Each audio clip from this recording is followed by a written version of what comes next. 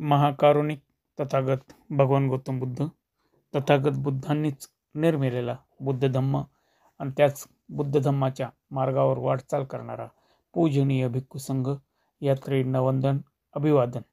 सोबतच सम्राट अशोक ज्यांनी बुद्ध धम्म सातासंभारावर पोहोचवला त्यांनाही अभिवादन. आणि परमपूज्य बोधिसत्व डॉक्टर बाबासाहेब आंबेडकर यांच्या चरणी त्रिवार वंदन, त्रिवार वंदन, त्रिवार वंदन. 2024च्या वर्षावसाचा आज 59वा दिवस आहे. आज तारीख आहे 17 सप्टेंबर 2024 आणि आजपासून आपण नवीन वग्ग सुरू करत आहोत, अरहंत वग्ग. आज आपण पाहत आहोत अरहंत वग्ग मधली गाथा क्रमांक 1, ज्यात म्हटले आहे, गतधिन्नो विशोकस्य विपोमुत्तस्य सब्बती सब्ब गंथ पहिनस्य परिलाहो न विजसती. मार्ग समाप्त केलेला अर्थात अंताला पोहोचलेला शोकरहित होतो. सर्व बंधनं त्याचे क्षीण असतात आणि अशा मानवास परिताप होत नाही.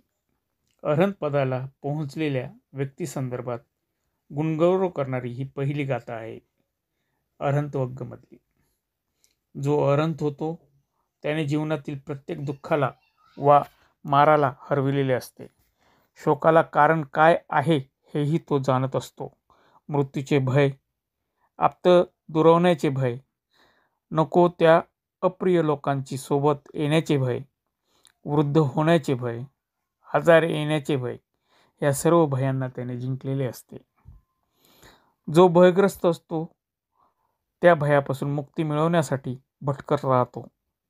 पण भयाला जिंकलेला अरहंत एकाच जागी स्थिर राहतो, कारण तो भयमुक्त झालेला असतो. जो सर्व दोषांना जिंकतो, अर्थात मोह असेल, लोभ असेल, द्वेष असेल, हे ज्याचे संपलेले असतात, तोच खऱ्या अर्थाने मुक्त झालेला असतो. ज्याची सर्व बंधने क्षीण झालेली आहेत. सर्वात मोठे बंधन म्हणजे स्व जपण्याचे बंधन. ते स्व जपण्यासाठी सुद्धा तो धडपडत नाही. त्याचे स्वविषयक बंधन सुद्धा क्षीण झालेले असते. त्यामुळे इतर बंधनांची सुद्धा क्षीण अवस्था झालेली असते.